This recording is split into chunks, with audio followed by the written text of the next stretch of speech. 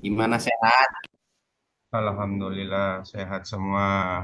Pak Repana, Pak Carnata, siap ini Pak Carnata dengan segudang presentasinya. Saya juga bingung Pak Kato. Ini presentasinya kemarin salah satu ke titik tiga, sekarang udah dua titik. Gimana ini makanya? Apa Berarti yang kemarin langsung lagi Pak Kato? langsung 1,3. Nanti Ya, menunggu arahan dari Bu Anggit. iya, Oh, itu Bu ya Anggit udah Insya Allah masuk. lah. Saya juga. Assalamualaikum Bapak Ibu. Waalaikumsalam Waalaikumsalam Bu warahmatullahi Anggit. wabarakatuh. Sehat Waalaikumsalam dan Sehat Bu warahmatullahi Anggit? semuanya. wabarakatuh. Ya, ini nggak ada ibu-ibu ini nih. Oh, ini ada Ibu Sri Nastip. Ada Bu Sri Nasti. Mm-mm. Iya Bapak Ibu, untuk sesi pengembangan perangkat ini Bapak Ibu dibagi menjadi 3 kelompok ya. Sudah dibuka bahan bacaannya Pak? Sudah Bu, Sudah dibuka ya. sudah. Kemudian nanti bisa terlihat juga eh, LK yang harus diunggah gitu ya. Sebentar. Ini sesi pengembangan perangkat banyak asinkronusnya nih.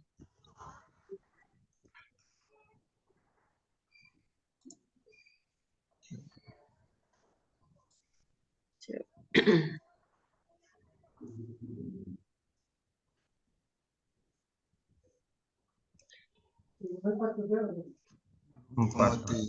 Ya, iya.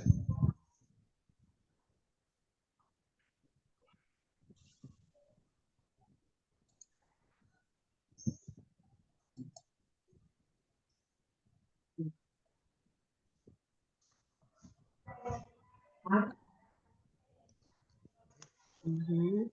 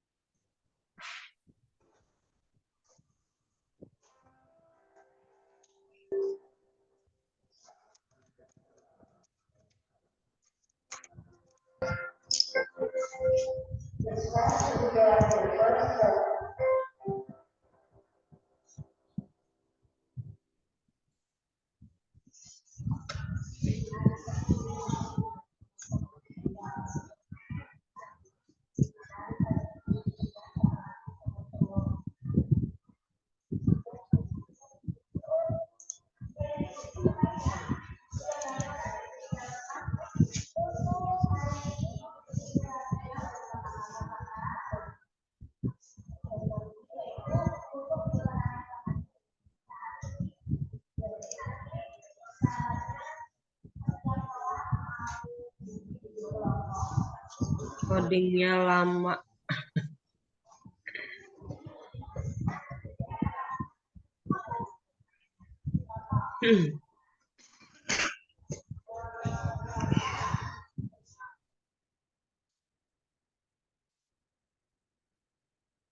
Mhm. Ya, jadi untuk pengembangan perangkat nanti Bapak Ibu masuk ke langkah 4, 5, 6, 7 ya. Eksplorasi alternatif solusi, penentuan solusi, membuat rencana aksi dan evaluasi. Jadi sampai dengan kegiatan evaluasi, artinya kalau sudah masuk kegiatan evaluasi ya jelas Bapak Ibu harus sudah ada eh, gambaran pelaksanaan ini sampai pertemuan ke-13. Ya, oke.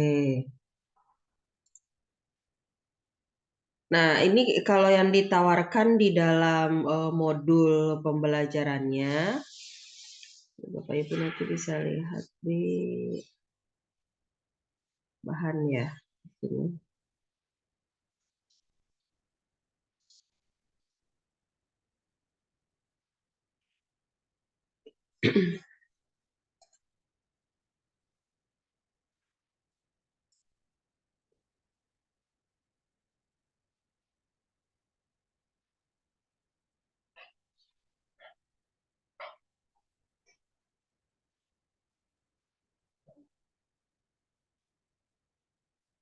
Nah, ini yang ditawarkan itu dengan pendekatan culturally responsive teaching.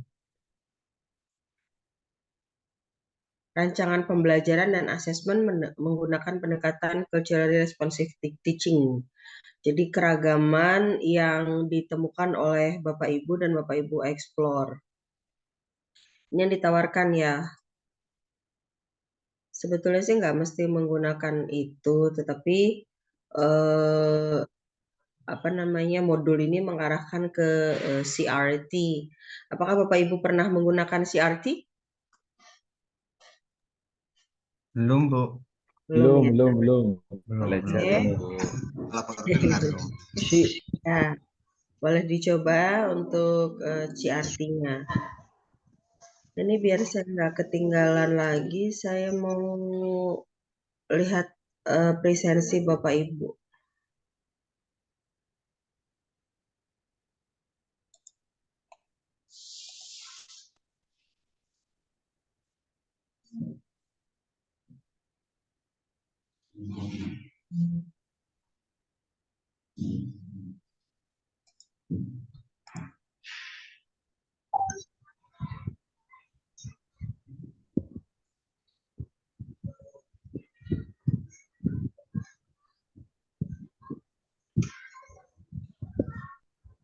Hmm.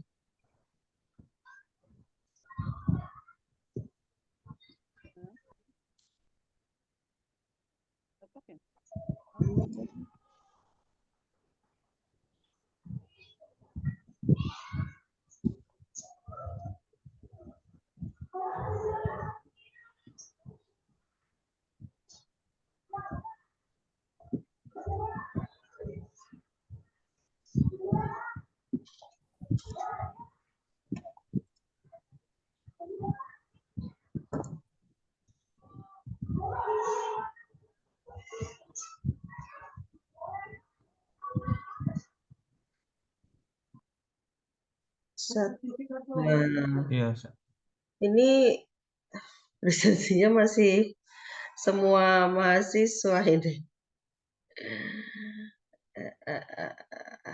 Oke, oke.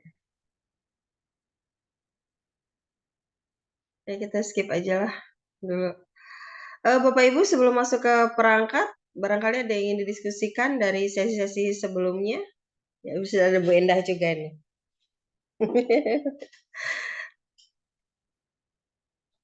Monggo silakan Bapak Ibu. saya Bu Anggit. Halo Bu Anggit, Bu Endah. Halo. Ya, Pak. Ya, Pak Abdul Latif. Pak. Untuk saya punya gambaran untuk di RPP saya menggunakan PBL. Itu kira-kira gimana kalau yang nanti saya angkat itu adalah penggunaan aplikasi semacam Quizzes dan Canva untuk media pembelajarannya. Itu kalau saya menggunakan model pembelajarannya adalah PBL atau satunya project itu kira-kira bisa nggak, Bu? Ya, boleh Pak. Boleh nggak apa-apa? Boleh. Ya. Oke. Monggo ada lagi Bapak Ibu.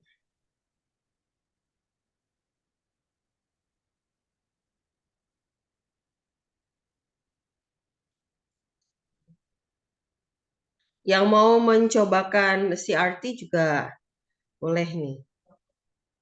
Ini memang di nih ya, bahan bacanya diambil dari topik-topik pada modul mata kuliah PPG Prajab cetakan 1 dan 2 tahun 2023.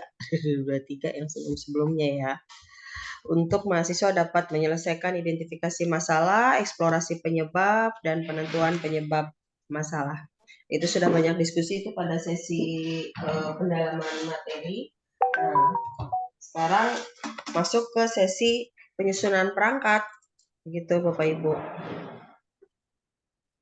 Bu Anggit, untuk Ya. ini saya belum punya gambaran tentang si ART kayak apa. Kalau misalnya Bu Anggit bisa memberikan gambaran, mungkin agar kami lebih ada pemahaman tentang ini ya yang ada di ini kan tentang di modul itu saya lihat rancangan pembelajaran dan asesmen menggunakan pendekatan culturally responsive teaching. Itu Iya. saya baru pernah membaca ini. Maksudnya barangkali bisa diperjelas di diskusi kali ini. Oke. Bapak Ibu sudah menerapkan sistem pembelajaran yang berbasis kemampuan peserta didik itu pakai apa Bu Endah? Kalau di istilah Berdiferensiasi. di Merdeka Belajar itu? Berdiferensiasi. Ya, berdiferensiasi. Berdiferensiasi. Hanya kalau berdiferensiasi itu kan kita lihat kemampuannya begitu ya. Nah, untuk culturally responsive teaching ini dilihat dari latar belakang budaya peserta didik. Gitu, Pak. Jadi kalau Bapak Ibu sudah menerapkan pembelajaran berdiferensiasi, saya rasa untuk culturally responsive teaching tidak terlalu sulit ini. Gitu. Jadi ini sudah jelas langkahnya nih Pak, pada halaman berapa ya? Ini pada halaman 9 kayaknya.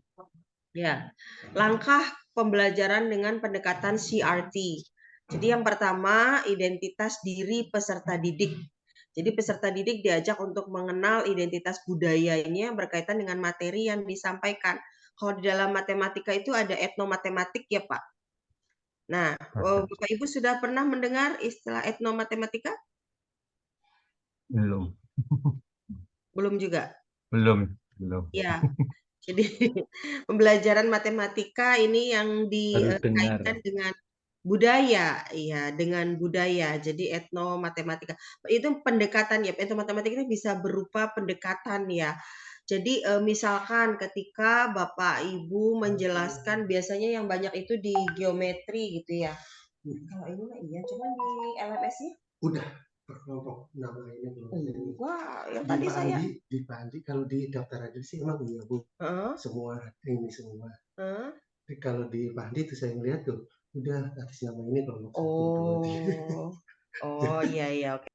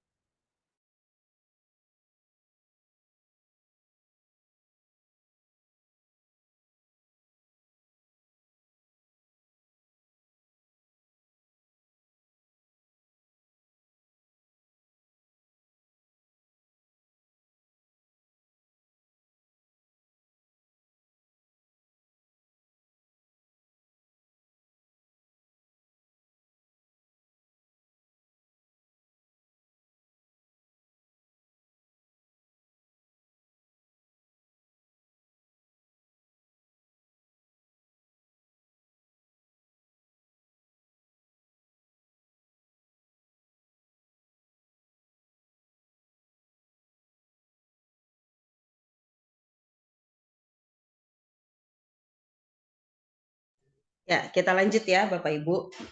Jadi ada istilah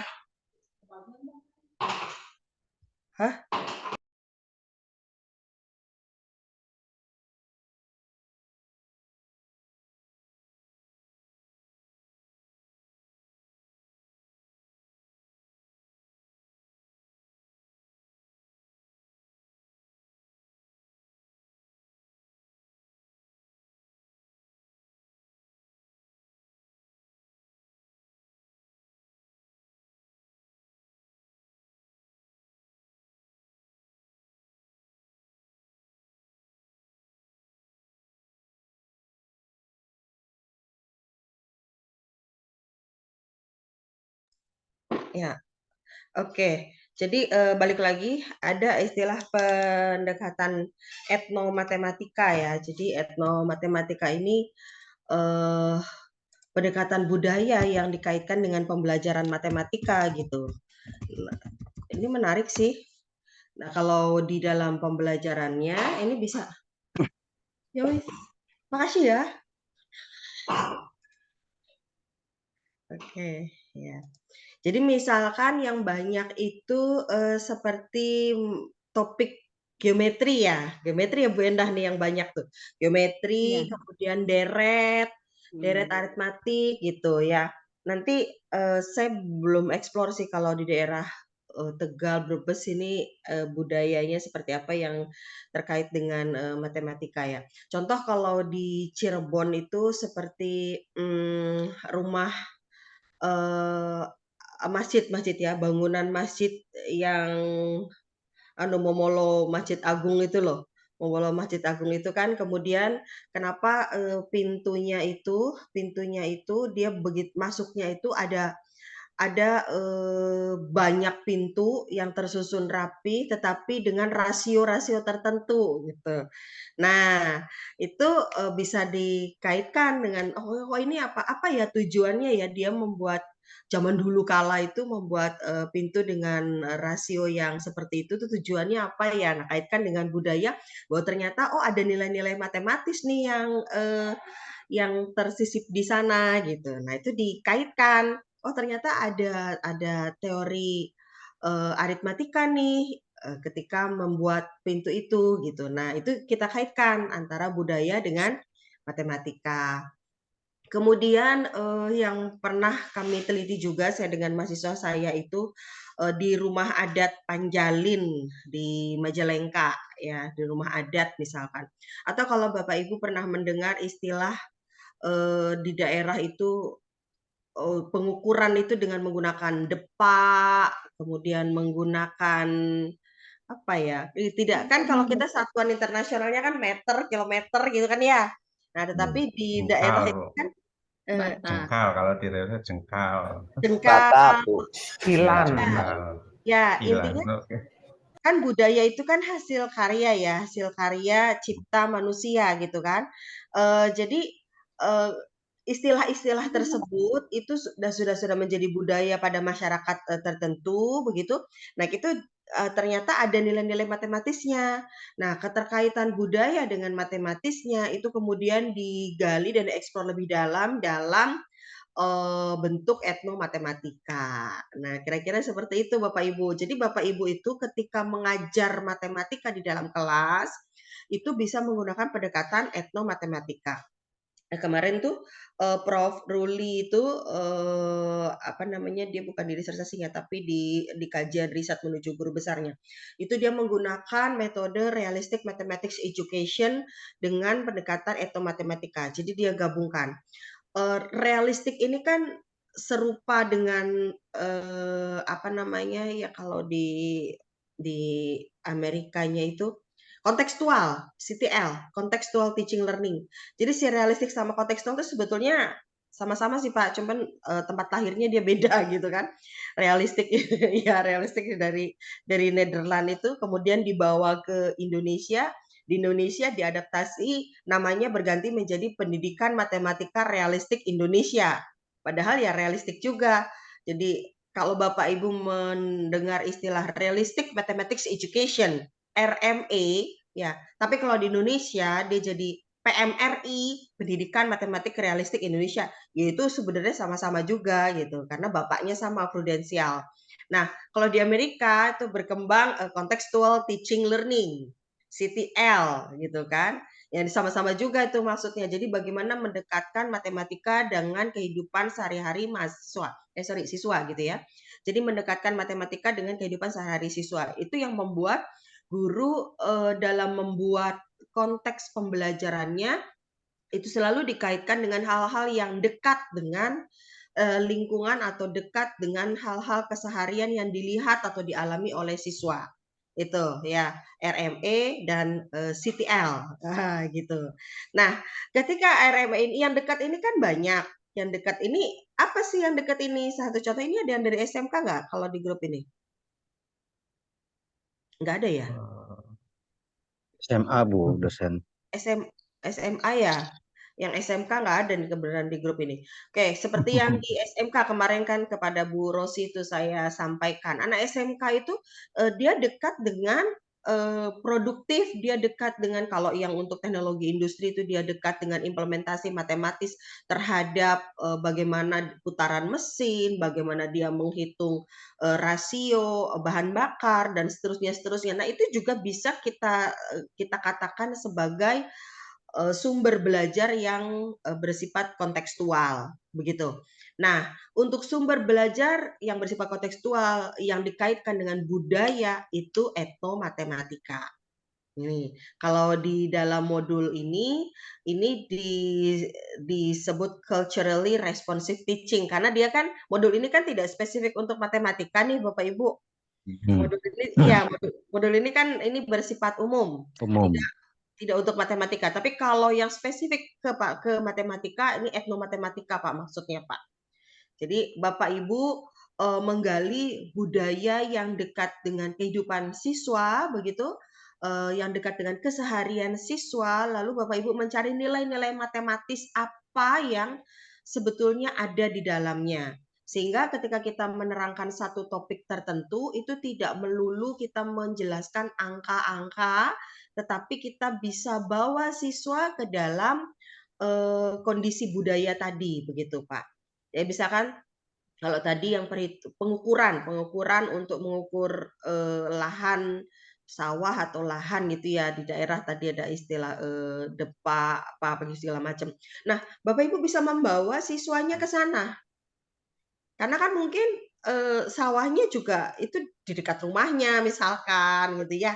Nah, atau juga ada ya tadi kalau risetnya mahasiswa saya itu di Panjalin itu, jadi rumah-rumah adat yang ternyata kalau kita lihat di rumah adat itu, kok menarik ya ternyata atap rumah itu tidak melulu bentuknya itu seperti kalau kita menggambar 2 dimensi itu ya bentuknya trapesium gitu Bu, Pak. Atau bentuknya kayak momolo tuh segitiga. Oh ternyata kok atap rumah daerah itu dia bentuknya ini unik. Dia komposisi dari bangun apa dan bangun apa. Nah, anak-anak itu diajak untuk melihat itu, menganalisa itu dan mengkaitkan itu dengan matematis. Nanti kan anak diajak untuk bernalar, kenapa ya kalau begitu?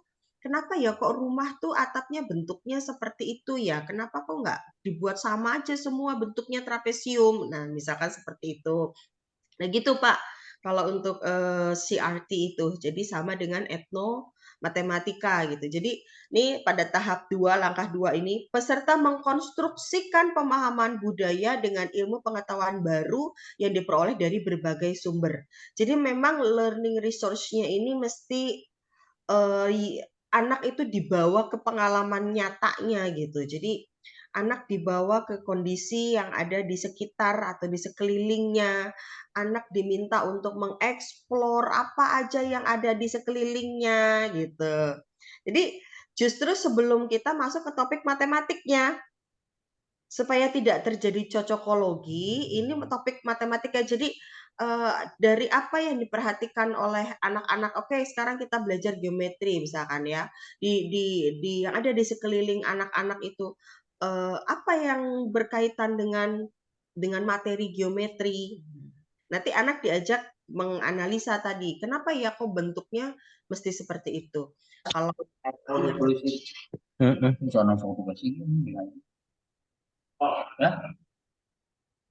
ya, saya kira Pak Mas Duki mau bertanya atau mau menyampaikan.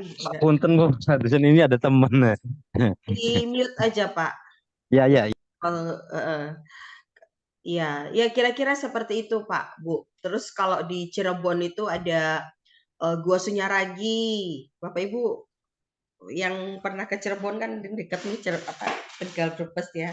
Di Sunyaragi itu ada gua yang paling panjang tuh kalau nggak salah yang paling panjang paling hitam gitu, paling gelap maksud saya.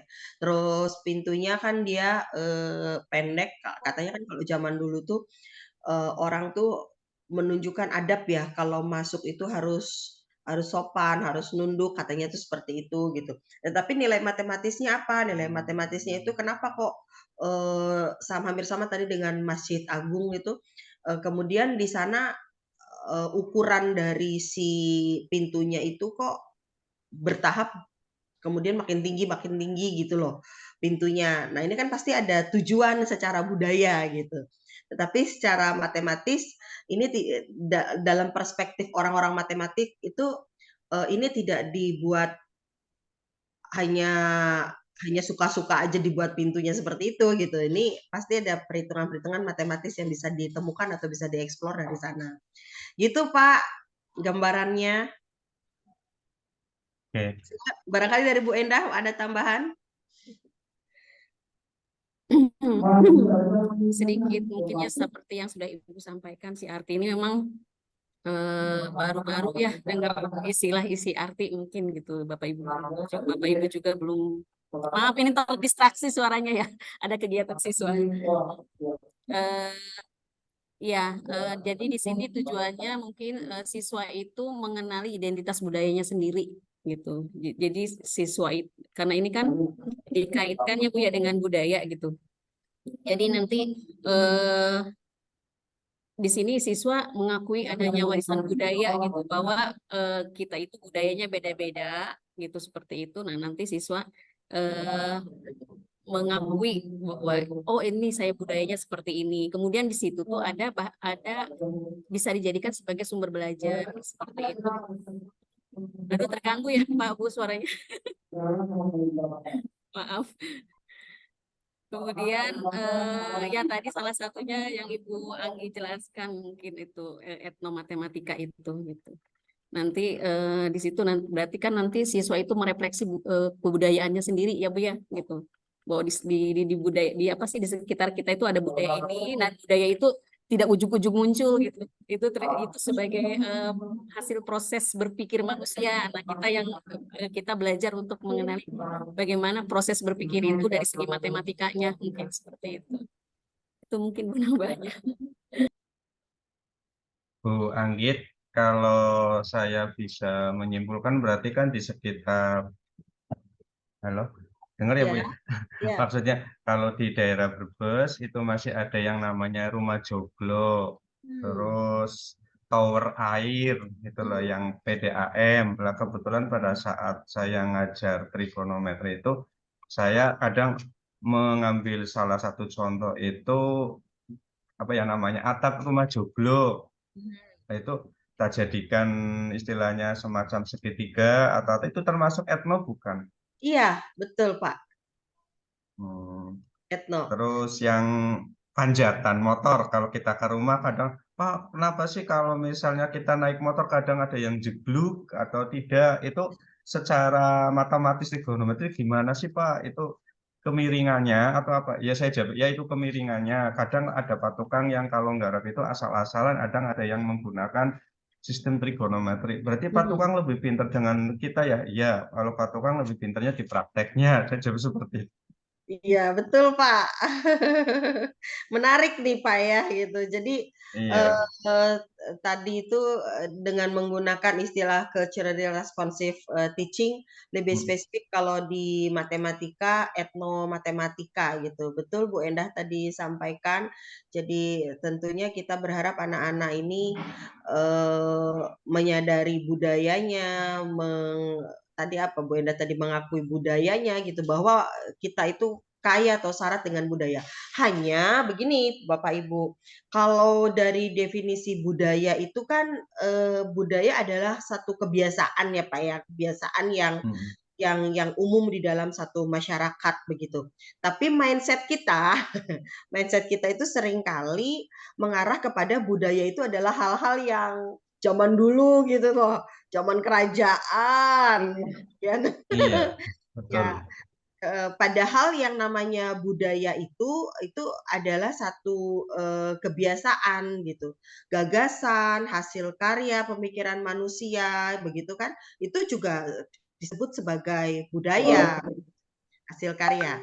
Nah, oleh karenanya budaya ini diseplit Pak, ada yang bersifat etnis, ada yang bersifat etnis gitu. Jadi kalau kita mindset, termasuk saya sendiri juga kadang-kadang kalau udah bicara budaya itu mindsetnya tuh udah ke ini nih kerajaan-kerajaan, tarian gitu ya, adat istiadat. Nah, itu disebut dengan hasil karya yang bersifat etnis. Nah, sekait dengan itu, jadi etnomatematika itu yang seperti apa? Nah, etnomatematika ini budayanya budaya yang etnis tadi gitu. Jadi berhubungan dengan kearifan lokal masyarakat setempat gitu. Gitu, Pak.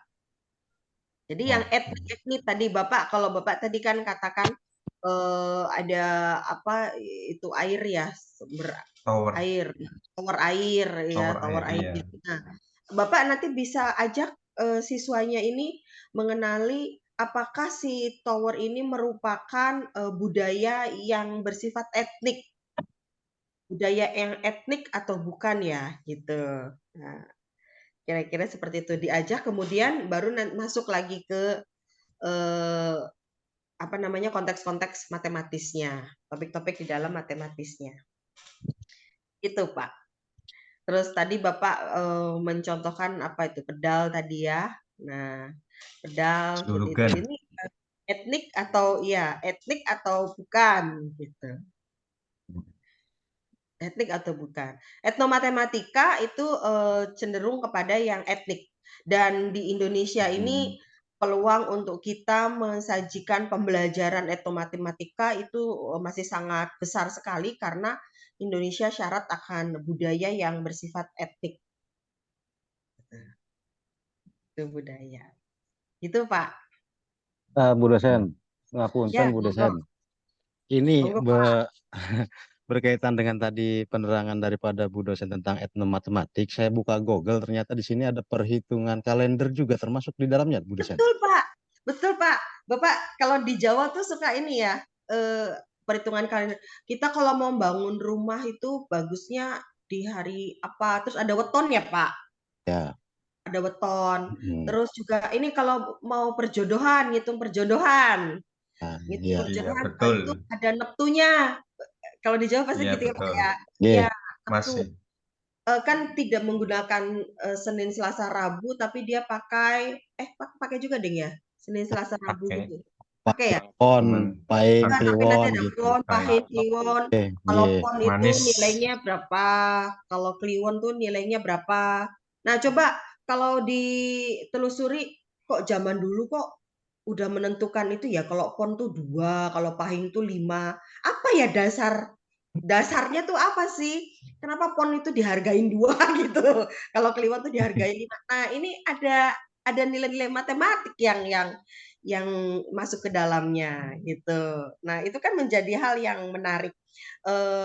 Artikelnya tuh sudah ada kalau nggak salah Pak, Bapak bisa explore di Google ya, cari di jurnal-jurnal itu artikelnya itu. Terus bagaimana dia membagi 7 dan membagi 9. Kadangkala kalau menghitung perjodohan itu ada yang dibagi 7, ada yang dibagi 9, setahu saya ya Pak, saya pernah membaca itu, dan ada yang dibagi 5. Nah, apa dasarnya membagi dengan 9? Apa dasarnya membagi dengan 7 gitu. Nah, keterkaitannya misalkan dengan pola-pola bilangan atau operasi bilangan ganjil misalkan, atau di operasi bilangan lah. Nanti Bapak Ibu bisa mengajak anak-anak tuh kemarin yang kesulitan di penjumlahan misalkan. Nah, penjumlahan ini biar menarik itu kemudian dikaitkan dengan wetonnya seseorang gitu. Tapi jangan sampai mengatakan hal yang musrik ya Pak. Iya, Bu dosen. Ayo, sekarang karakter masing-masing, kan gitu. Kan kalau di Jawa gitu ya Pak. Betul, Bu Orang dosen. yang lahir Kamis Pahing. Oh, Iya, kalau iya. Kamis Kok Pahing itu Iya. apa? Jodohnya Minggu. Jodohnya Minggu. Nah, Dia manis gitu ya, Bu dosen. gitu. Kenapa kok jodohnya yang bagus Minggu? Coba dihitung. Kalau yang Hitung minggunya minggu apa? genep. Minggu pon, maka dia neptunya sekian. Kalau sekian ditambah sekian dibagi sekian jadi nah berarti jodohnya bagus ini. Nah, gitu mungkin menjadi hal yang bisa menjadi hal yang menarik gitu. Ya betul Pak, itu etnomatematika banget itu. Yang kayak Asli gitu. Bu dosen, pencerahannya. Ya belum pernah ya Bapak Berarti, Ibu Belum, menggunakan. Bu dosen.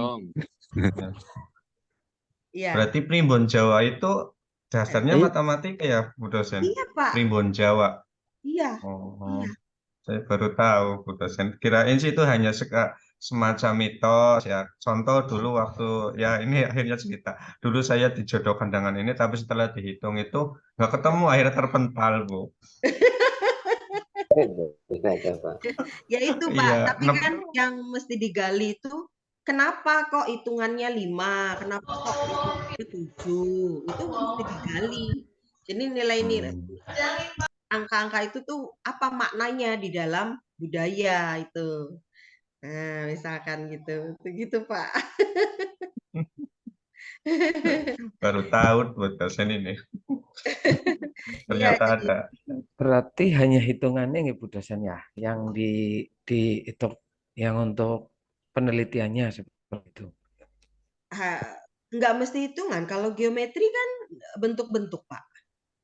Pola nggih, Hmm. bentuk pola gitu. Pola.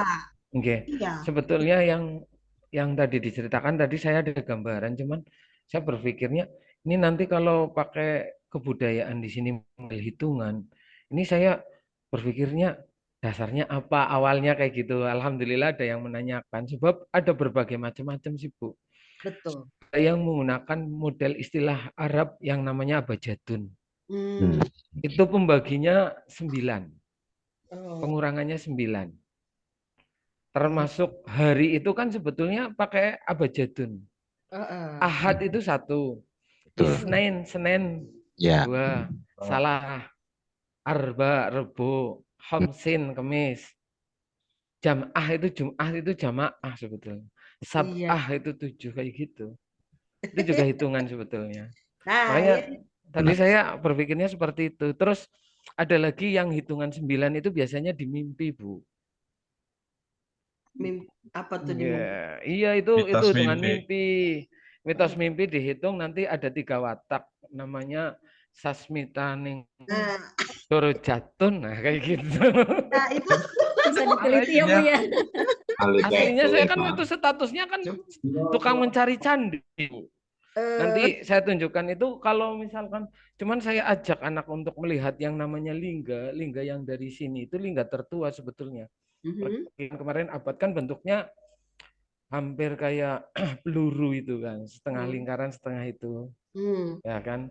Saya berpikirnya, nanti kira-kira kalau anak diajak walaupun jaraknya jauh, kira-kira saya lagi gambaran kayak gitu, itu kan ada hitungannya itu, candi itu, tempat lingga yoni di sini, nanti tempat sesajen di sini, ukurannya kan, cuman yang jadi masalah sekarang kan sudah rusak. Terus saya berpikir nanti kira-kira orangnya dikira sirik enggak ya kayak gitu lagi tadi. Dari tadi mikirnya sampai situ Bu Anggi. Ya, ya ini bisa dicobakan ini oleh Bapak Ibu. Kemudian yang sederhana juga pada batik, Pak. Pada batik itu ya, kalau zaman dulu saya waktu SD itu mesti ada pelajaran keterampilan membuat batik. Batiknya itu di kertas, dulu sih kertas gambar ya, taruhlah sekarang kertas A4 itu, kemudian kita ukur dulu, misalkan bujur sangkar 2x2 gitu kan, 2, 2, 2, 2, kemudian dikasih silang-silang, terus dikasih bunder, bunder, bunder, bunder, kayak gitu ya. Bunder. Ya, sebetulnya kan itu kita mengajarkan juga transformasi. Nah, batik itu kan bentuk-bentuk yang ditransformasikan ya, apa namanya dicerminkan gitu kan ya. Kemudian mungkin ada bisa juga dilatasi gitu, yang dia diperbesar berapa kali lipat gitu ya. Jadi hal-hal yang seperti itu bisa Bapak Ibu contohkan di batik ya. Kemudian juga ada Bapak Ibu boleh kenalkan kalau yang SMA ya, kalau yang SMP kayaknya masih ini geometri fraktal. Ya, geometri fraktal itu cantik banget, cakep banget gitu kan. Kalau di buku-buku tuh banyak apa sih kita melihat geometri fraktal tuh dari tetesan embun, tapi yang mesti kita lihat dari kaca pembesar atau menggunakan mikroskop itu akan terbentuk bentuk-bentuk yang cantik, unik, dia kayak kembang-kembang, kayak saya agak susah nih menggambarkan ya. Tapi saya sendiri ketika pertama kali melihat geometri fraktal itu cantik banget dan itu ternyata memang unsur matematis juga. Jadi dia bentuk-bentuk yang Allah ciptakan juga. Ternyata bentuk-bentuk itu tidak hanya persegi, persegi panjang gitu kan, tidak hanya lingkaran. Dan kalau di sekolah dasar kan yang dikenal oleh siswa kan bentuk-bentuk itu gitu ya. Nah, seiring dengan bertambahnya usia kan dia mengenal bentuk-bentuk yang lain begitu. Jadi tidak hanya sekedar mengatakan bentuk tak tentu gitu. Kalau untuk SMA itu nanti manfaat dari integral itu menghitung bentuk-bentuk yang tak tentu gitu kan. Nah, tetapi ada ternyata bentuk-bentuk lain di geometri fraktal misalkan. Nah, ini batik juga menjadi salah satu contoh etnomatematika yang paling mudah ditemui dan paling mudah dijadikan sebagai bahan ajar ya. Ya, salah satu contoh bahan ajar yang digunakan oleh guru ketika mengajar di dalam kelas. Kira-kira gitu, Pak.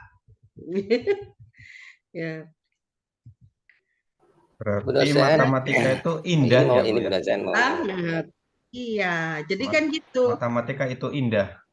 Indah, Iya. Pak. Menimbulkan, ya indah dan menyeni, ya indah dan nyeni. Iya, Pak. Romantis lah, romantis.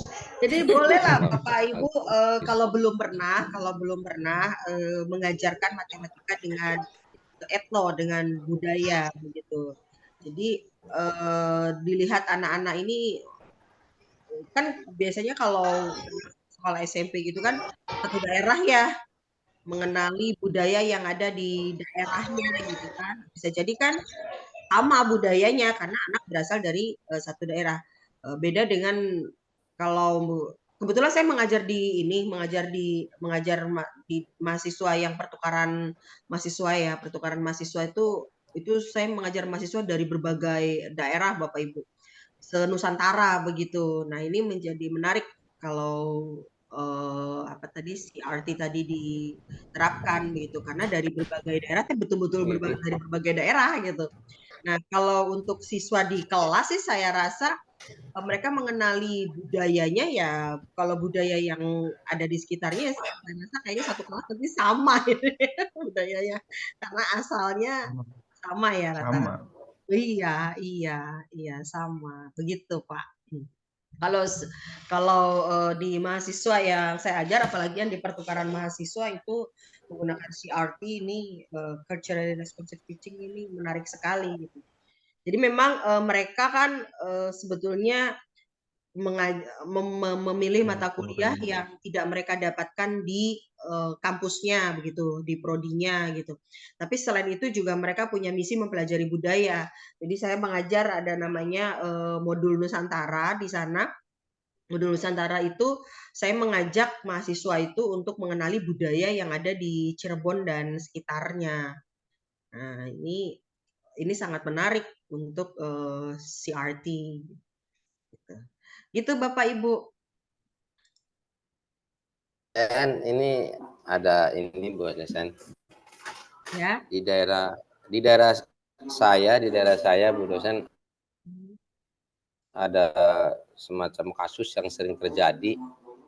Itu masalah perhitungan dengan menggunakan nama bata itu Bu dosen. Bu dosen? Ya. Sinyalnya ya? Enggak Pak, terdengar kok Pak, jelas. Sinyalnya jelek ya Bu. Ya. Jelas, Pak. Ya. Ini di kampung saya Bu dosen, di kampung saya itu sering terjadi kalau dia menjual kaplinan atau karangan gitu ya Bu dosen ya. Yang sering terjadi itu di sana itu tidak menggunakan meteran gitu, melainkan bata. Ya. Kalau yang saya tahu itu bata kan panjang kali lebar ya Bu dosen ya. Tapi ini digambarkan oleh orang-orang kampung itu bahwa bata itu adalah kayak persegi gitu. Saya tanya dalam itu berapa sih satu bata itu? Satu bata katanya 3,5 gitu. Jadi kalau dikalikan hanya 7 meter gitu. Makanya yang saya sering terjadi itu di sana pengukuran untuk membagi lahan 1/4 hektar itu kan 250 meter ya itu ya. Cuman bisa kata orang kampung itu dikatakan bahwasanya itu menjadi 25 bata. Sampai sekarang saya masih bingung itu dosen. Saya masih bingung gitu. Kenapa? Karena kalau saya tahu yang namanya bata kan panjang kali lebar. Sementara ini adalah persegi gitu dosen. Apakah itu termasuk matematik ya Bu ya? Iya, masuk banget Pak. Sama Pak dengan saya. Saya tuh ketika ke daerah juga ini berapa bata. Itu saya harus konversi dulu Pak. Kalau satu bata sekian, maka 17 bata tuh kira-kira berapa meter ya? Karena Ya seperti itu Bu, pikiran masih saya sampai sudah sekarang juga masih panjang kali terjadi. lebar kalau luas itu gitu ya Pak. Kalau luas itu. Nah ini menarik Pak, jadi anak-anak bisa diberikan proyek. Makanya kalau Bapak baca sudah lengkap ini untuk modulnya itu pasti ada kaitan dengan pembelajaran berbasis proyek gitu nantinya. Ya, Bapak Ibu bisa minta anak-anak untuk membuat proyek begitu, di mana masyarakat setempat ya taruhlah tadi kalau ceritanya Pak Carnata dengan bata yang sederhana saja ya. Coba tanyakan kepada tetangga tuh misalkan pekarangan tanah halaman depannya tuh ada berapa bata begitu kan? Ada berapa bata. Nah, kemudian anak diminta untuk mengukur dengan menggunakan skala internasional gitu. Kemudian anak diminta untuk tadi mengkonversi. Konversi. Nah, secara tidak langsung kan anak belajar perkalian sederhana sih sebetulnya ya. Jadi kalau satu bata itu tadi dikatakan berapa Pak tadi hitungannya tuh satu bata itu. Nah, 3,5 nah, misalkan 3, ya. itu. 3,5. Nah, 3,5 ini 3,5 luasan atau 3,5 panjang atau apa kan gitu. Ini yang satu bata. Jadi kalau satu pekarangan ini 7 bata, nah berarti berapa sih sebetulnya luasnya, berapa meter persegi? Iya, sih Pak. Jadi anak-anak nanti diminta untuk menghitung itu daripada capek-capek kita mengajarkan anak perkalian. Ya, kemarin kan Bapak Ibu bilang anak macet di bilangan begitu kan ya. Nah, bisa jadi nah, jadi kan kalau mengajarkan dengan cara seperti ini itu anak akan oh iya, memang ada manfaatnya matematika itu. Cari tahu ya Bu ya. Matematika itu ada manfaatnya kan begitu. Mereka belajar angka-angka tuh ada manfaatnya kan begitu. Jadi kalaupun kita setuju bahwa alat hitung sekarang itu kan anak sudah gampang menggunakan kalkulator, mengkonversi yang seperti itu susah-susah ngitung ke bawah gitu kan. Nah, tapi balik lagi ya yang saya sampaikan di pertemuan awal-awal itu sungguhnya ketika kita mengajar matematika itu kita menanamkan karakter setidaknya menanamkan cara berpikir gitu.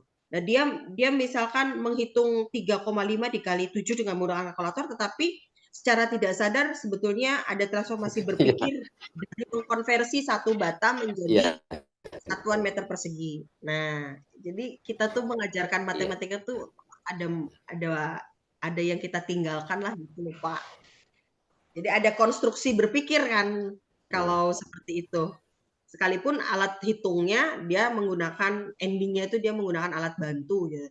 Nah itu kan juga tidak bisa kita hindari. Kalau kemarin siapa yang menyampaikan IT itu tidak bisa kita hindari dan itu pernah saya perdebatkan ketika saya mengajukan salah satu topik di industri juga gitu kan. Nah itu dulu profesor saya mengatakan buat apa anak-anak belajar bilangan gitu. Toh nanti kalau sudah masuk industri juga, ketika masuk industri juga mereka tidak menghitung secara manual. Menghitung balancing roda mobil itu tinggal pencet kok, tinggal pencet, cet, udah balance sendiri, kan tidak manual. Nah, jadi untuk menjawab tantangan itu kan guru juga harus bisa menjawab. Kita nggak bisa ke anak zaman sekarang tuh nggak bisa bilang matematika itu manfaat. Nah, manfaatnya apa? Wong mereka juga nanti ke dunia kerja tinggal pencet-pencet kok gitu. Mereka nggak butuh alat ukur meteran harus ukur dulu enggak gitu kan. Nah, ini pernah saya perdebatkan dan kesimpulan saya adalah tadi tujuan dari pembelajaran matematika itu adalah membentuk karakter matematis. Jadi cara berpikir. Jadi bukan keterampilan berhitungnya sih, bukan cepatnya menghitung atau bukan bagaimana sih anak bisa menghitung 3,5 dikali 7. 5 kali 7 dulu nanti ini ada koma di belakang itu. Itu untuk anak zaman now itu banyak dibantahnya, Pak. Karena mereka teknologinya sudah makin canggih. Tapi bagaimana menyadarkan mereka bahwa yang membuat teknologi itu adalah orang-orang matematis.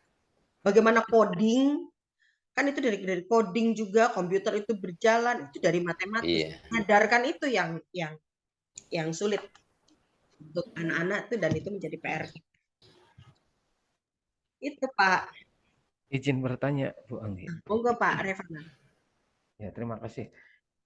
Semisal dari kebudayaan di kami, misalkan ada istilah fidyah, itu yang pakai beras. Seandainya misalkan yang istilah di Arabnya, kalau nggak salah di sini istilahnya mud, gitu. Itu bisa nggak ya Bu masuk ke etno? Misalkan katanya untuk regulasi untuk orang yang meninggal, kan di sini kan sering digunakan. Misalkan orang meninggal untuk jatah misalkan ini sekian mud. Nanti berarti kalau setahun segitu hitungannya. Apakah itu nanti juga masuk etno atau enggak ya Bu? Seperti itu. Ya. Terima kasih. Oke. Tadi kan definisi dari etnonya ya. Jadi harus dipisahkan dia etnik atau enggak. Jadi ini etnik atau enggak nih hasil karya yang berhubungan dengan kearifan lokal atau tidak. Apakah tadi istilah fidyah itu memang sumbernya itu dari kebiasaan masyarakat lokal tersebut, atau justru masyarakat itu menyerap kebudayaan dari tempat yang lain? Ini Pak. Ya, jadi sebenarnya etnomatematika ini lebih mengarah kepada yang budaya asli, budaya lokal masyarakat setempat. Makanya disebut etnik. Gitu. Berarti kebiasaan dengan itu beda ya? Itu karena kebiasaan misalkan itu sebuah kebiasaan. Ya, tadi yang saya katakan, budaya adalah suatu kebiasaan. Ini lingkaran besarnya ya Pak, suatu kebiasaan. Nah, kalau kita bicara teknologi juga itu budaya, karena definisi budaya juga hasil cipta karya manusia, kan itu juga budaya. Tetapi apakah dia bersifat etnik atau tidak? Nah, etnik ini subsetnya, bagian dari si lingkaran yang besar tadi, bagian dari budaya tadi.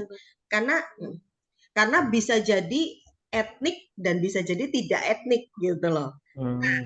Dasar etniknya dari mana? Dasar etniknya itu jika budaya tersebut tumbuh atau berasal dari kearifan lokal. Jadi asli dari situ gitu loh Pak. Nah, itu tuh. Bidang ya. Itu kan serapan. Ya, mohon matur nuwun. Ya, karena ada serapan, betul Pak. Jadi dia masuk budaya tapi tidak termasuk ke etnik. Gitu. Oke Pak. Ya, mungkin sama juga dengan pengukuran tanah ya Bu. Pengukuran tanah kalau di kami ada yang namanya sabau. Ada ya? Ya, nah itu. Jadi kalau lebih jauh lagi kita gali tadi, apakah itu termasuk serapan atau memang etnik budaya asli begitu? Apakah itu merupakan budaya yang dipengaruhi oleh budaya-budaya luar gitu, atau memang asli dari situ? Karena perkembangannya kan bisa jadi dipengaruhi oleh ada tadi faktor agama misalkan ya, kemudian faktor aja ya, karena ada contoh tadi misalkan ada orang Arab misalkan yang membawa budaya dari sana, kemudian dia datang ke Brebes misalkan gitu kan, nah kemudian menyebarkan budaya tersebut. Nah itu bisa saja sih seperti itu. Kan memang budaya itu kan berkembang ya, budaya itu dinamis. Cari sejarahnya dulu Bu, misalkan tadi pengukuran sawah dengan ukuran 1 bau, kemudian orang kuli kalau maju sak cengkal, rong cengkal, itu kan ada istilah seperti itu. Iya Pak, betul. Nah ini makanya menariknya dari pembelajaran dengan pendekatan ini, kita bisa mengajak anak-anak itu untuk mengeksplor lebih banyak, lebih jauh. Kalau tadi Pak Ajis katakan mungkin kita harus tahu juga sejarahnya gitu.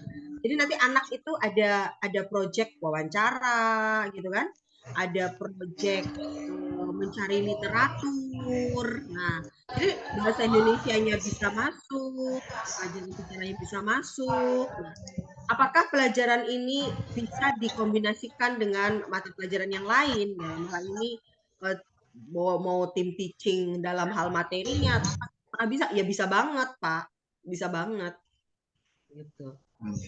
Jadi proyeknya sama nih antara guru matematika dengan guru bahasa Indonesia misalkan. Nah, itu dibuat dalam satu proyek yang sama. Ya bisa.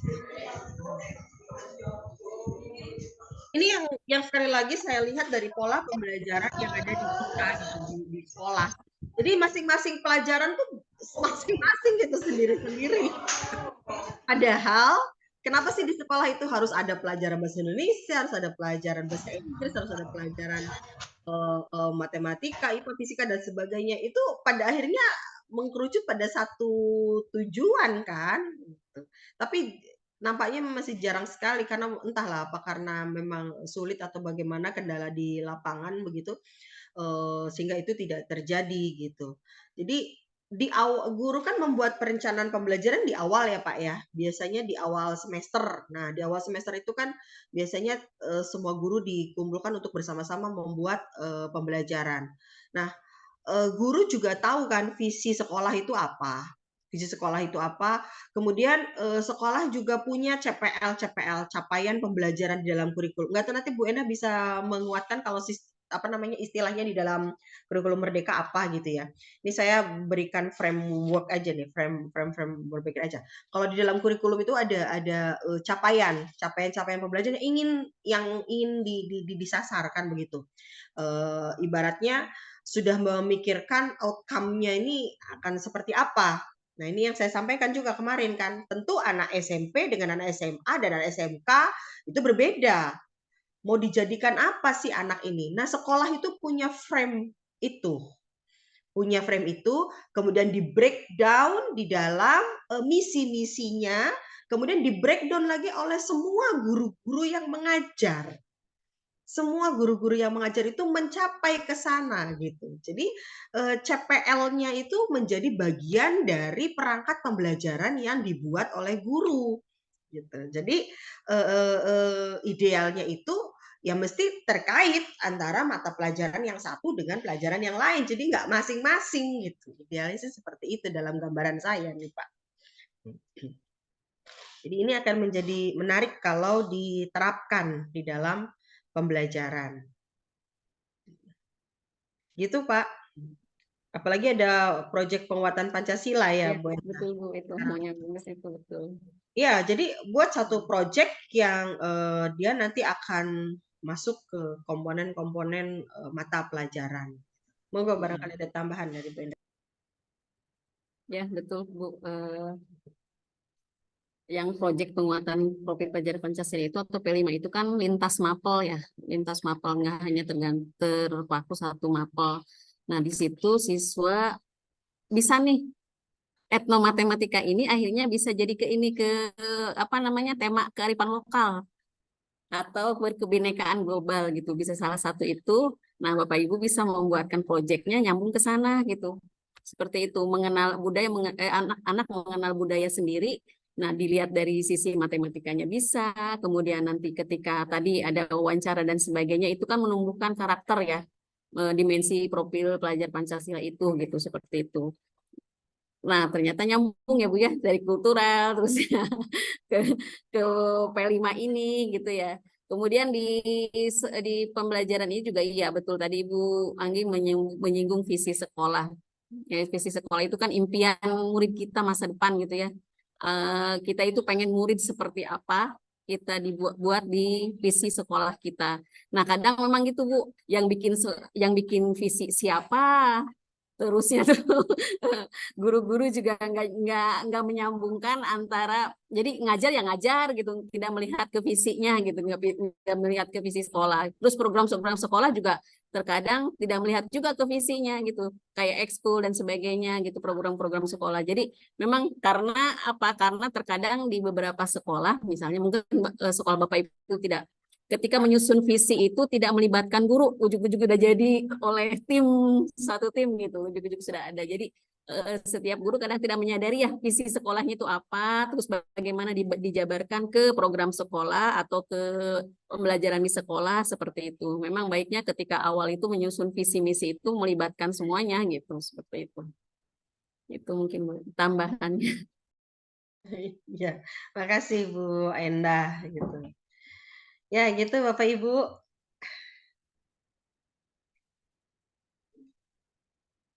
Sudah dapat gambaran?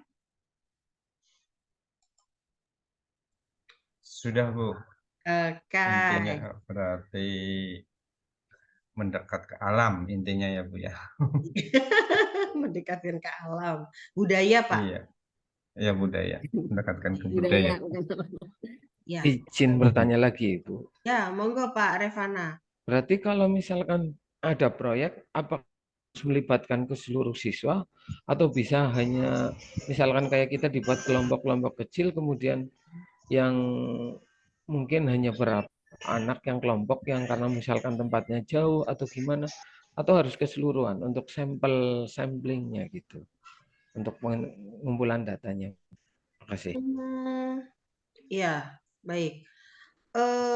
Ya idealnya seluruhnya ya Pak ya. Seluruhnya boleh berkelompok-kelompok nggak apa-apa. Berkelompok satu kelompok satu daerah misalkan begitu. Nggak apa-apa Pak. Tapi kan kita tujuannya ingin memberi pengalaman belajar pada siswa. Jadi dalam pandangan saya ya setiap anak-anak ini kita beri saja pengalamannya mereka. Kalau dia sulit jauh gitu kan. Nah, yang terdekat dengan dia apa nih? Kan kita minta tadi anak untuk mengeksplor apa budaya yang paling dekat dengan wilayahnya, dengan daerahnya. Tadi Pak Mas Duki menggambarkan sekedar menghitung pekarangan. Nah, bisa jadi kan seperti itu, Pak.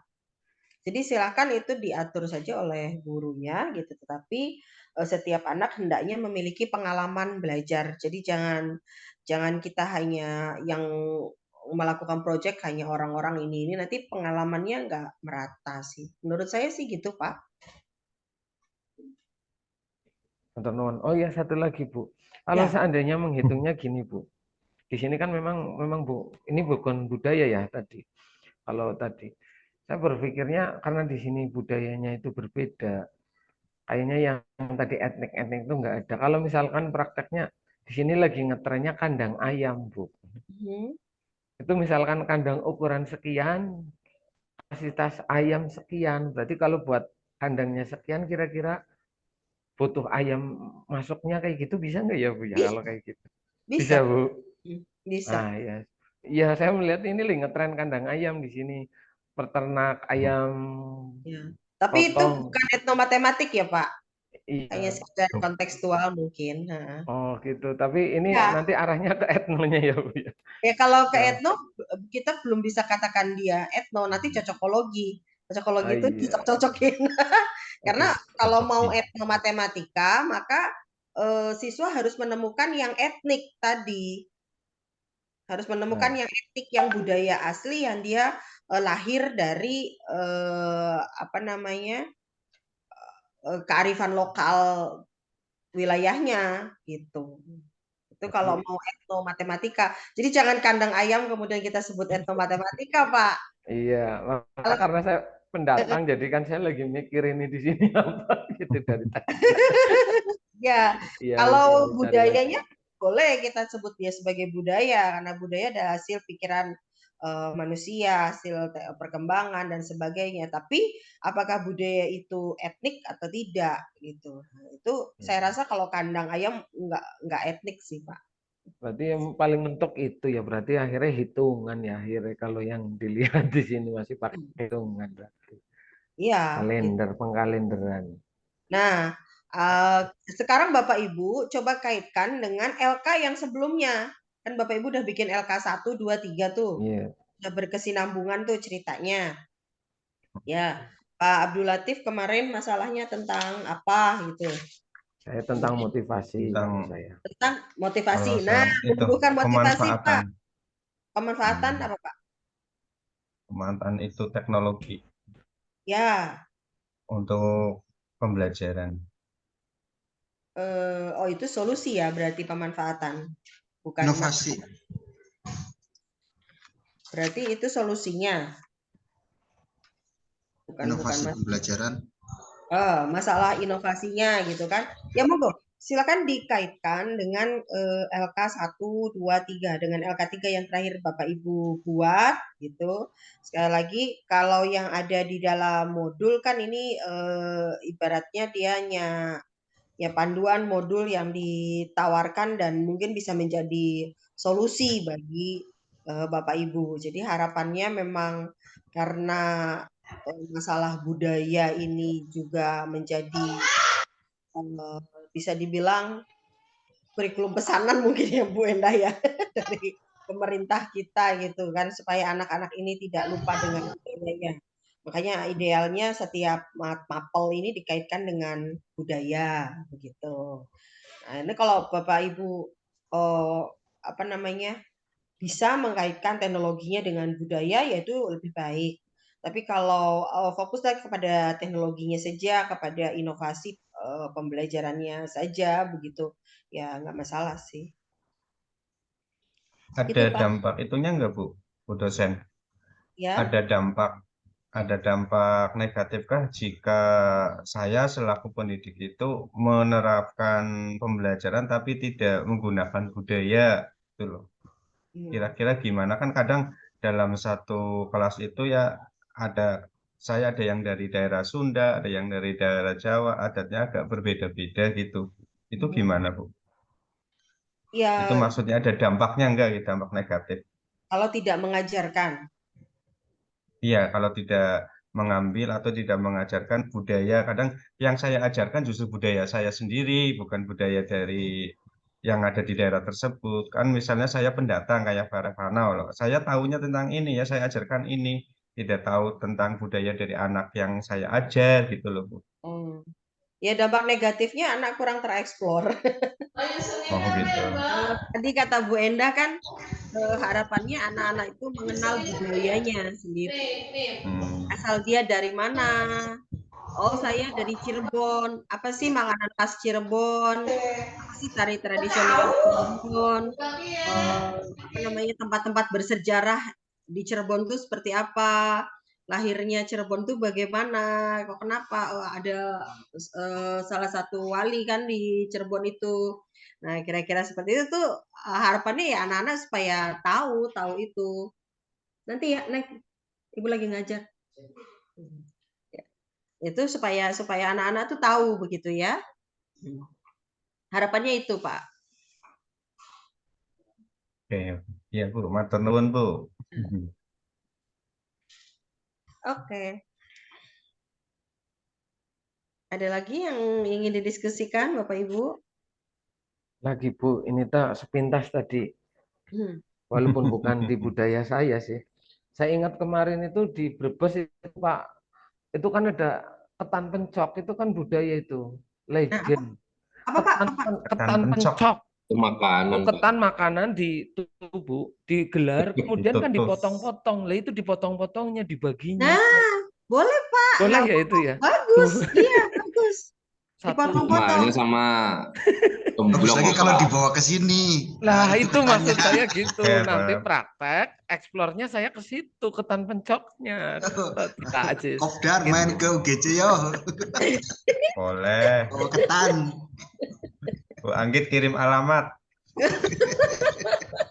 Sama Bu Endah.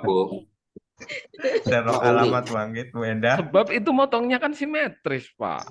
Nah, satu kotak isi 50.000 itu satu. Iya, Pak. Padahal nggak pakai penggaris. Geometri. Nggak pakai penggaris, tapi ukurannya bisa sama, Bu. Pak, saya pernah membaca ya, Pak ya. Ini tentang makanan Ibu Endah, nanti menarik juga kalau kita bikin nanti. Ada yang menulis paper ya, artikel tentang soto, Pak. Tentang soto, dan itu dipublish sampai masuk ke Elsevier loh. Padahal isinya tuh tentang soto. Karena dia mengungkapkan beragam jenis soto yang ada di Indonesia. Soto gitu. Terus ada juga yang meneliti ini bentuk-bentuk pincuk. Bapak Ibu tahu nggak pincuk daun? Ya. Oh iya, Bungkus. banyak ya Bu ya. Banyak loh itu. Itu tuh diangkat juga. Pincuk itu kan. Ada yang dia bentuknya jadi kalau Indonesia ini kan makanannya kan ada pepes-pepesan ya gitu kan. Tapi kan bungkus pepesnya tuh kok unik-unik ya. Beda-beda. Ada yang kalau makanan kayak lupis tuh di Bapak Ibu yang dari ketan bongkos poci, Bu. anci, Kalau di sini namanya bongkos poci. ginca. Nah, lupis itu kan bentuknya kerucut ya. Iya. Lupis itu kerucut. Kemudian ya tadi pipis poci. Poci itu bentuknya apa sih itu tuh? Limas ya? Nah, limas maksud saya. Limas gitu kan. Itu menarik gitu. Poci bentuknya limas sih. Coba poci Pak, Bapak ya ke ibu-ibu daerah gitu kan. Bikin poci, tapi bentuknya jangan limas ya Bapak. Gimana? Ini kotak. Nyalai pakem nanti Bu. Poci tapi bentuknya bulat gitu kan. Pasti nanti lah ini bukan poci karena poci itu ini Bu namanya nantinya telepon. Beda lagi Bu. Orang Sunda namanya telepon. Bener ya Pak. Karena Bapak bikin teleponnya bentuknya kotak-kotak gitu. Nah ini bisa digali Pak, bisa digali. Kenapa ya? Iya. Banyak berarti ya Bu ya, yang Banyak bisa kita gali sebenarnya di sekitar kita. Banyak galat dan sepengalaman saya, Bapak Ibu nanti bisa baca jurnal-jurnalnya. Anak-anak yang diminta untuk mengeksplor etnomatematik itu mereka dengan suka hati Pak, mereka senang mendapatkan proyek itu gitu. Karena mereka kan diminta untuk mengeksplor budaya yang ada di daerah, kemudian mereka diminta untuk wawancara, mereka diminta untuk tanya kepada sepuh-sepuh, biasanya kan sepuh-sepuh yang paling tua begitu. Nah, tapi di sisi lain juga kita mengajarkan kepada mereka untuk berpikir secara metodologi. Jadi tidak hanya sekedar percaya dengan apa yang disampaikan oleh para sesepuh itu gitu kan, tetapi kita ajarkan anak-anak juga untuk eksplor kajian teori atau kajian pustakanya. Tadi kalau kata Bapak tadi, iya berarti harus dibaca primbonnya. Ya dibaca, anak-anak diminta untuk membuka teori-teori atau bacaan-bacaan. Nah gitu. Jadi itu ada proses atau pengalaman belajar yang dilalui oleh anak Pak. Prosesnya.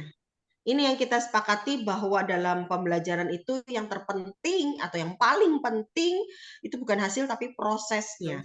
Nah, bagaimana anak-anak mendapatkan pengalaman itu? Ya tergantung instruksi gurunya. Gitu. Makanya kalau saya sampaikan kepada mahasiswa reguler saya, tidak akan kamu mendapatkan mahasiswa yang kreatif kalau kamunya tidak kreatif. Kalau ke mahasiswa saya itu seperti itu. Jadi guru yang mendesain itu, guru yang merancang itu, gurunya perintahkan anaknya buat melakukan eksplorasi tersebut.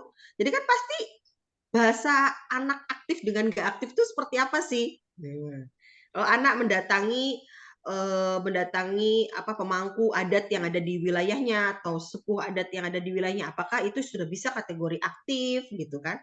Jadi orientasi kita itu tidak hanya pembelajaran yang ada di dalam kelas di mana anak duduk di balik meja kemudian dia aktif menulis, aktif bertanya. Nah, orientasi kita tidak hanya sampai di situ, tidak hanya seperti itu gitu tuh Pak harapannya. Itu. Bu, maaf Bu, izin tanya Bu. Ya Pak Satrio.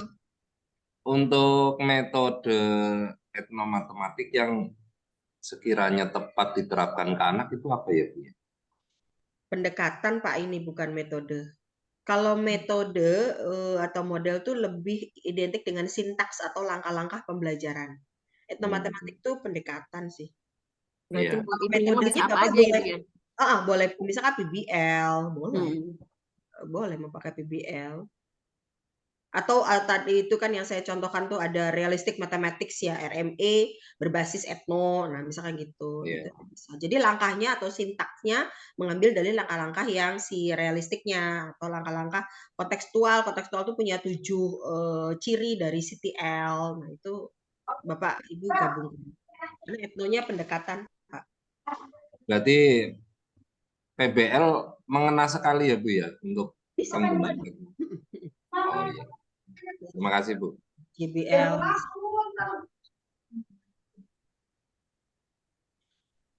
Salah satu dari ciri PBL, bahkan menjadi ciri utama dari PBL itu menjadikan masalah sebagai focal point kan. Nah, masalahnya seperti apa? Masalah di dalam PBL itu harus yang ill-defined. Ill-defined itu masalah-masalah yang tidak terdefinisikan dengan jelas, dalam artian masalah-masalah ini sebetulnya masalah yang dihadapi siswa keseharian gitu kan. Nah, ini salah satu poin di dalam PBL begitu. Nah, kalau Bapak Ibu mengkaitkan si masalah ini dengan budaya, ya bisa jadi itu menjadi etnomatematika. Itu Pak, Bu. Ya Bu, terima kasih Bu. Cukup? Ada lagi nggak Bu Endah?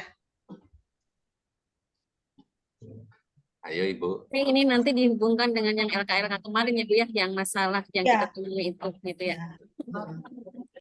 Ya, dihubungkan nanti Bapak Ibu sampai membuat perencanaan pembelajaran.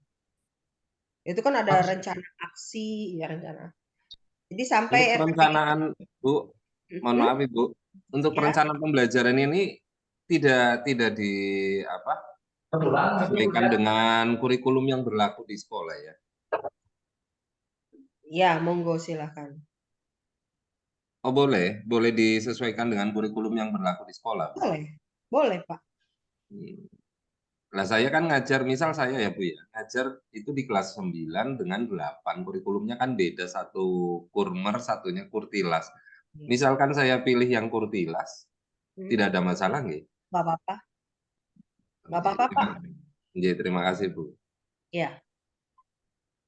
Oke. Cukup Bapak Ibu? Cukup dulu. Kayaknya masih ragu-ragu mau tanya. Lagi mikir Bu ini. Ya, boleh Pak, nanti apapun untuk sesi perangkat ini lebih banyak asinkronus ya. Jadi Bapak Ibu boleh chat-chat banyak di asinkronusnya nanti. Lebih banyak di asinkronusnya. Gitu. Coret-coretan dulu ya Bu ya. Ya, iya Pak. Nanti kalau ternyata ada yang kurang jelas, nah baru besok ketemu sinkronus lagi gitu. Jadi kita chat-chatan nih Pak di LMS. Kan gini, Ibu, nun sewu Bu, dari hasil LK123 dari kelompok 1 ini mohon diberikan semacam refleksi Bu, biar kami itu bisa lebih jelas pengembangannya ke depannya Bu. Oke Pak. Ya, belum saya refleksi satu-satu ini LK-nya kemarin. Jadi kita masih diskusi di sinkronus ya. Kemarin Bapak Ibu menyampaikan. Dan saya sudah lihat sih tugas-tugas Bapak Ibu semuanya. Semakin bagus kalau dilihat di yang terakhir kemarin di LK3. Oke Pak, cukup Bu Endah? Ya Bu, cukup. Sesi pengembangan perangkat hari pertama sinkronus saya rasa cukup ya Bapak Ibu.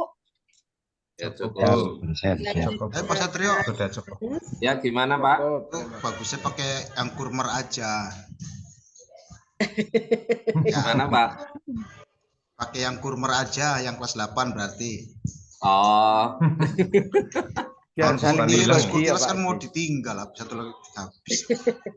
Oh iya. Ya nanti saya coba pakai yang kurmer ya Pak. Oh nurun nyong. Misinya sudah jelas itu. Ya. Terima kasih untuk pagi hari ini. Tentu wabillahi taufiq. Assalamualaikum warahmatullahi wabarakatuh. Waalaikumsalam warahmatullahi wabarakatuh. Matur nuwun Bu Anggita.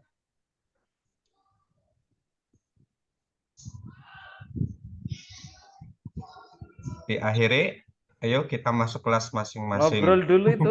Pak Ajis mikir sampai jenggot bewoknya bersih. Ngobrolnya di grup Pertanyaannya aja ya jauh. Pak ya. Iya, Di grup aja siap. ya. Nih. Lagi ya Pak ya. Oke, Kita matur nuwun Pak. Nggih, matur nuwun. Nggih, matur Pak, suwun matur nuwun Pak. Pak. Pak Ali, Ayo, nggih. Pak Ali, matur nuwun Pak assalamualaikum. Ali. Waalaikumsalam Matur warahmatullahi suwun, wabarakatuh. Pak Waalaikumsalam Ketua. warahmatullahi wabarakatuh. Nggih.